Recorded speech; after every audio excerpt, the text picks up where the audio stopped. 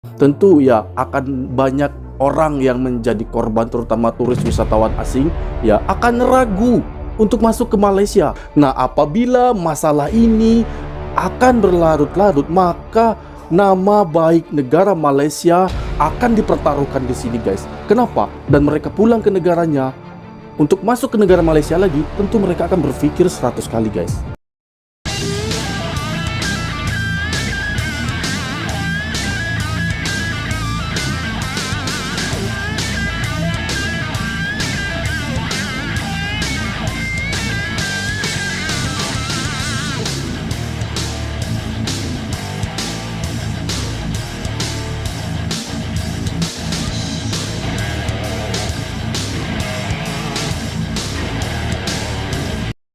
Assalamualaikum warahmatullahi wabarakatuh, and welcome back to my YouTube channel. Selamat datang, selamat berkunjung kembali ke channel ini. Halo guys, hari ini kita berjumpa lagi. Saya sangat senang, sangat berbahagia karena pada kesempatan siang hari yang berbahagia ini kita dapat berjumpa kembali lewat video ini, guys ya. Dan selalu saya menyapa Anda semua di sana. Semoga kita semuanya dalam keadaan baik-baik saja, serta segala macam aktivitas kegiatan kita diberikan kemudahan dan kelancaran oleh Tuhan yang Maha Kuasa. Amin. Oke, di sini ada pemberitaan terbaru yang datang dari negeri jiran Malaysia. Tentang hal apa itu, guys ya? Nah, ini betul-betul kabar yang sangat mengejutkan ya, menurut saya pribadi. Nah, ini kabar yang terkait tentang ulah dari segelintir oknum yang berusaha untuk mencoreng nama citra baik negara Malaysia. Nah, siapakah orang yang berusaha untuk mencoreng citra nama baik Malaysia ini, guys? Dan apa yang dia lakukan? Oke, di sini diceritakan kisah tentang warga asing yang berusaha untuk menjatuhkan nama baik negara Malaysia. Nah, apa yang telah dia lakukan? Membuat turis-turis asing yang ada di negara Malaysia itu resah dan juga menimbulkan rasa kegaduhan serta keraguan dari turis-turis itu untuk masuk lagi ke negara Malaysia. Nah, apa yang terjadi, guys? Kenapa situasi menjadi berubah seperti ini? Yang mana selama ini kita mengetahui bahwa negara Malaysia begitu getol, begitu kuat, begitu kerasnya untuk meningkatkan rasa kepercayaan turis asing kepada negara tersebut. Nah, apa yang telah dilakukan oknum ini, guys ya, sehingga membuat turis-turis asing merasa ragu untuk masuk ke negara Malaysia untuk yang kedua kalinya. Apa yang terjadi? Oke, sebelum kita mereaksi video itu, alangkah baiknya bagi Anda yang belum support, silakan kalian dukung dulu channel ini dengan mengklik tombol subscribe dan aktifkan notifikasi bel agar tidak ketinggalan update video terbaru dari channel ini. Tanpa banyak basa-basi, kita langsung saja mereaksi video ini. Jom! You don't take money from people. What you say dia? Hai semua, memandangkan video saya tentang pukau orang asing dah jadi viral. Ni saya nak kongsikan lagi satu taktik orang asing untuk mencuri duit orang-orang di sekitar Bandaraya Kuala Lumpur dengan cara meminta sedekah secara paksa.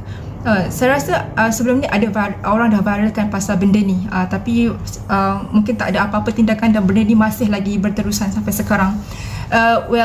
Kita orang perasan benda ni berlaku dekat KL waktu kita orang mula-mula sampai dekat sini awal bulan 1 hari tu. Kita orang tengah berjalan-jalan dekat KLCC, and then ada satu couple Arab, orang Arab lah, yang perempuan pakai jubah hitam, and then dia ada sorong dekat dalam stroller anak sorang. Dia approach suami saya dan bercakap dalam bahasa Arab. Dia ingat suami saya orang Arab lah kot. And so kita tak tahu bahasa Arab, and dia start cakap bahasa Inggeris. Dia kata dia belum makan, anak dia belum makan, dia orang tak ada duit, nak minta duit. Okay, tapi cara dia cakap tu saya tak confident. So kita orang terus tinggalkan je lah dia orang. Dan hari-hari berikutnya, sebab kita orang selalu berjalan berswap dekat area KLCC Pavilion Bukit Bintang ni, kita orang banyak kali nampak dia orang ni, nampak. So terus terdetik dalam hati, okay, diorang ni sebenarnya meminta sedekah, bukan pelancong. Okay, so diceritakan cerita satu hari petang tu kita orang beri swap dekat area KCC dan nampak diorang sedang meminta duit dengan satu pasangan pelancong lelaki perempuan. dekat area parking bus sebelah KLCC. Meminta So saya, duit dari jauh kepada saya perhatikan pelancong. saja. Saya tak sempat record waktu tu, sebab macam tak terfikirlah saya nak viralkan ke nak bagi tahu kat orang. Tapi saya tengokkan apa gerak-geri diorang, dan couple yang diorang sedang ambil duitnya tu adalah Arab. Sebab dia bercakap dalam bahasa Arab, dan saya nampak dari gaya diorang memaksa, sebab Memaksa? yang pelancong tadi tu dia dah bagi duit, saya nampak dekat suami dia, and then yang isteri peminta sedekah ni dia pergi dekat isteri pelancong tu minta lagi duit, dan selepas tunggu guys, daripada kita diorang pause. Nah guys, hal yang ingin saya tanyakan pada kejadian ini, bahwa tadi akak ini mengatakan orang Arab yang meminta-minta di Malaysia. Nah, kenapa itu bisa terjadi? Orang Arab ya datang ke Malaysia untuk meminta-minta. Ini bagaimana perizinan mereka guys? Apakah mereka masuk itu secara menjadi pelancong juga dulunya, kemudian mendapatkan izin atau bagaimana, sehingga mereka dapat leluasa untuk meminta-minta di seputar atau di sekitaran Kuala Lumpur? Ini bagaimana ceritanya ya? Apakah mereka ada visa kerja? Ataukah hal ini tentu tidak bisa dibiarkan berlarut-larut guys, karena memang sangat meresahkan bagi pelancong yang ada di sana. Mereka meminta-minta di negara Malaysia. Nah, saya ingin tahu guys, tolong Anda jawab di bawah. Mereka ini seperti sindikat kah? Atau mereka telah melakukan perizinan untuk melakukan hal itu guys? Aku nggak tahu ya, kenapa bisa sampai terjadi orang Arab bisa meminta-minta di negara Malaysia. Oke, kita lanjutkan lagi, karena saya ingin tahu bagaimana kejadian selengkapnya. Play. dapat duit tu, saya follow dia orang, dan suami saya ambil video waktu tu. Saya akan letak video dia dekat sini. So saya tanya kat dia, you all kat sini pakai visa apa? Saya cakap dalam bahasa Inggeris, tapi dia kata saya tak faham bahasa Visa Inggeris. apa? Walhal kita orang pernah jumpa dia dekat KLCC, dia orang bercakap dalam bahasa Inggeris. Okey, dia kata saya rasa dia dah cam muka saya, dan selepas daripada video yang saya share nanti ni, setiap kali kita orang nampak dia orang akan menjauhkan diri daripada kita orang. Dia akan tukar arah dia orang berjalan. Takut juga ya. Okay. Dan ada satu hari tu saya perasan yang perempuan ni dia record muka saya. Saya tak pastilah dia nak buat apa kan. Dia orang kata dia orang ni ada sindiket, tapi saya tak takut. Saya rasa ini adalah tanggungjawab saya untuk bagi Kan, awareness itu kepada artinya orang ini semua sindikat, untuk guys. lebih berhati-hati, sebab dia orang ni licik. Dia orang ada kalau dalam bahasa marketing dia orang targeting. Dia bukan target kat semua orang. Dia bukan duduk sahaja minta sedekah. Yang peminta sedekah yang duduk saya tak heran. Tapi ini dia target pelancong. Saya perasan banyak kali saya jumpa dia orang tengah macam nak approach, dia approach pelancong saya. Dia bagi salam dekat pelancong, bukan dekat orang Malaysia. So ni lagi satulah, bila pelancong tu dah terkena, menjatuhkan image Malaysia. Betul. So you all berhati-hati. Bukan sahaja couple yang saya tunjukkan dekat video ni sahaja, tapi ada couple lagi seorang yang saya pernah masukkan dalam blog saya. Saya tak sempat record video dia. Nanti kalau saya jalan-jalan, saya terjumpa lagi, saya akan record dan saya upload. Tapi ada lagi satu video yang saya sempat upload sekejap. Yang ini bukan couple, tapi seorang lelaki Arab dengan dua orang anak macam usia 12 tahun macam tu. Yang ni pun dia pernah approach saya. Nanti saya upload dalam video lain. Okay, so hati-hati korang dengan peminta sedekah orang Arab ni dekat area Bandaraya Kuala Lumpur. Bye. Oh, ini dia. Oh, ini orangnya guys.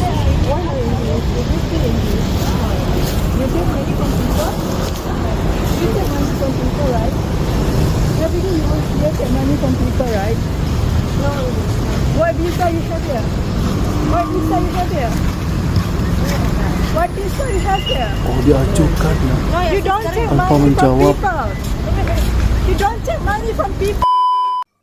Dan guys, itu tadi video yang baru saja kita saksikan. Nah, apabila masalah ini akan berlarut-larut, maka nama baik negara Malaysia akan dipertaruhkan di sini guys. Kenapa? Karena mereka memiliki target, yaitu adalah meminta uang pelancong. Nah, apabila mereka ini berhasil, tentunya pelancong-pelancong yang ada di negara luar bila masuk ke negara Malaysia akan merasa ragu untuk melihat masalah ini. Ya, tentu harus adanya kerjasama dari pihak terkait ya, terutama itu dari polis yang berwenang di daerah tersebut. Nah, ini menjadi masalah serius yang harus diatasi, guys. Karena nama baik Malaysia itu sudah sangat diraih bekerja keras untuk meningkatkan kualitas dan juga nama harum Malaysia itu dari segi keamanan dan kenyamanannya. Nah, di sini tiba-tiba dengan mudahnya mereka menghancurkan ya apa yang telah menjadi cita-cita masyarakat Malaysia menjaga nama baik itu, guys. Apabila ini berlarut-larut terjadi hingga berhari-hari lamanya, tentu ya akan banyak orang yang menjadi korban, terutama turis wisatawan asing ya akan ragu untuk masuk ke Malaysia bila mereka menjadi mangsa dari sindikat seperti ini ya. Coba kita pikirkan, mereka menjadi mangsa dan mereka pulang ke negaranya.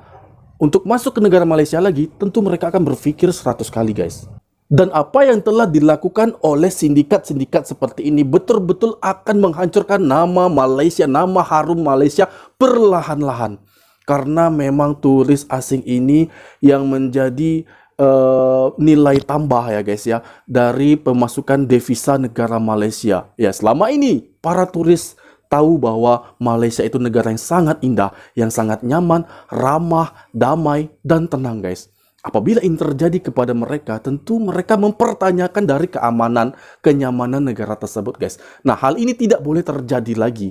Maka memang betul-betul harus diminta dari orang-orang atau penegak hukum yang ada di sana, guys, untuk mentertibkan orang-orang atau sindikat yang sedang berjalan di sana.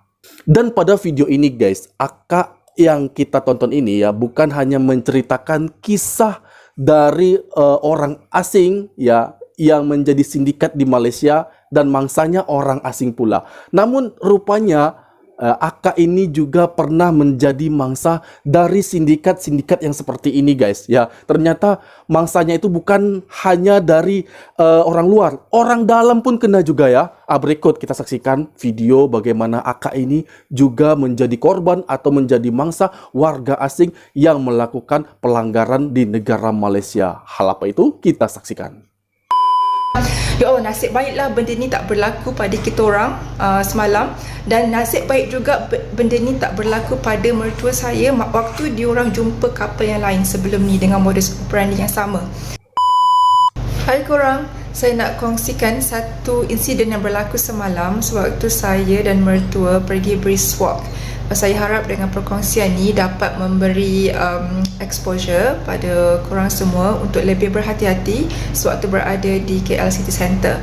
So, kita orang berjalan waktu tu dekat area Pudu, dekat dengan Hospital Tung Shin. Kita orang nampak ada dua orang foreigner ni berdiri dekat tepi pedestrian walk tu.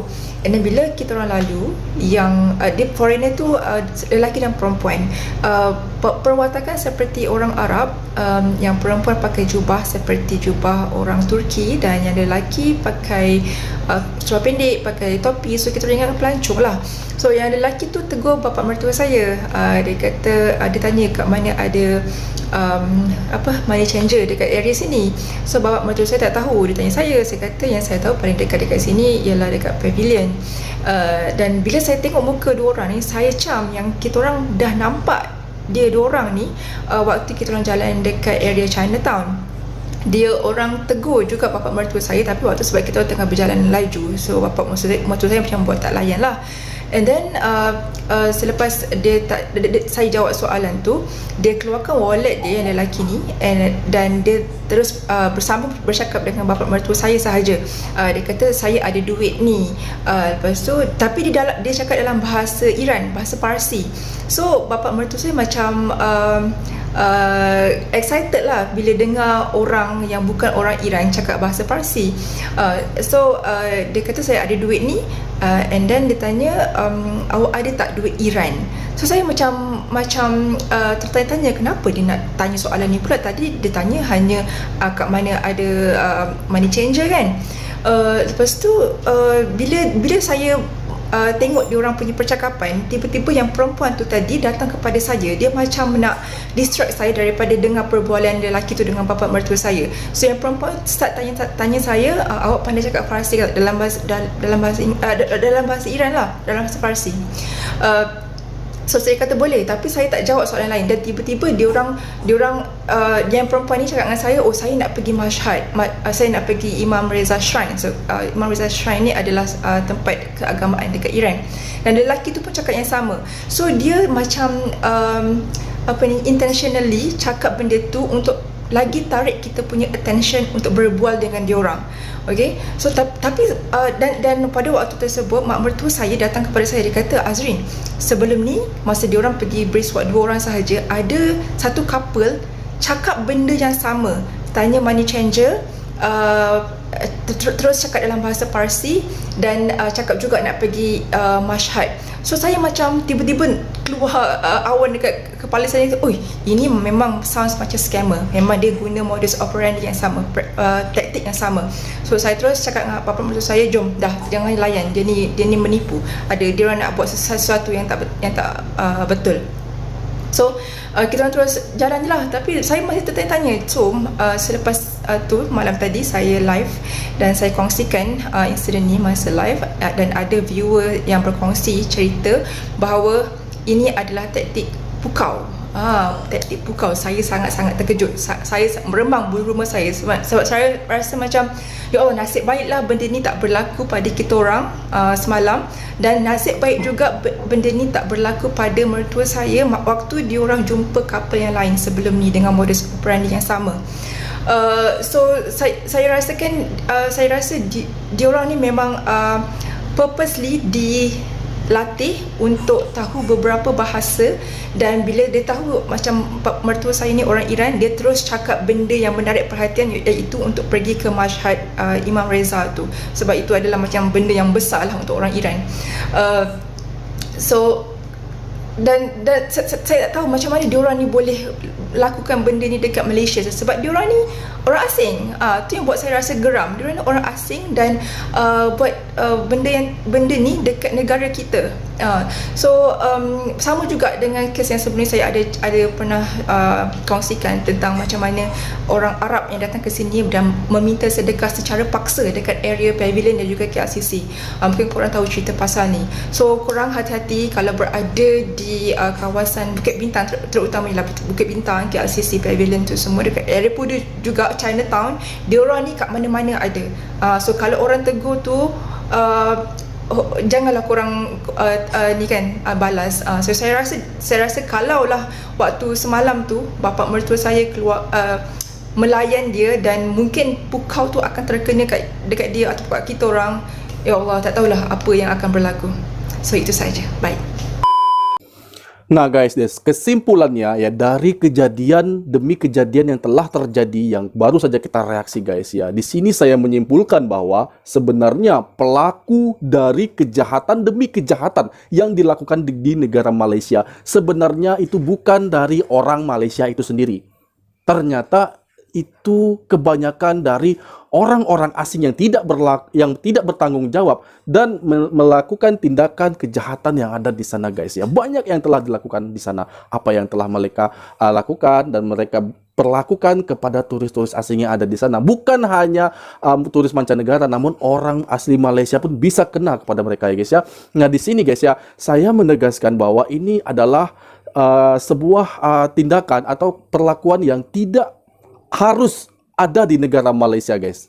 Dan saya tegaskan lagi, bukan hanya demi kehati-hatian ya, karena ini harus dapat diselesaikan ya. Sindikat ini memang harus dapat ditangkap keseluruhan ya, karena yang namanya turis asing ya, mereka itu hanya berfokus untuk menikmati kehidupannya ya, menikmati situasi Malaysia. Jadi kalau untuk himbauan untuk berhati-hati ya guys ya, kayaknya itu kurang ya apabila ada di negara Malaysia. Ya, sindikat-sindikat seperti ini harus ditangkap ya, selain ada kata hati-hati. Nah, itu yang harus terjadi.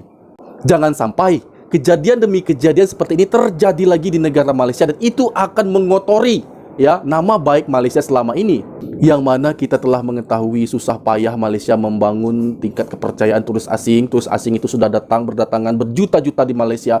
Jangan sampai mereka pergi dengan rasa was-was, dengan rasa ketidakpercayaan mereka untuk balik lagi ke negara itu. Jangan ya. Maka ini harus segera dapat diselesaikan dengan baik.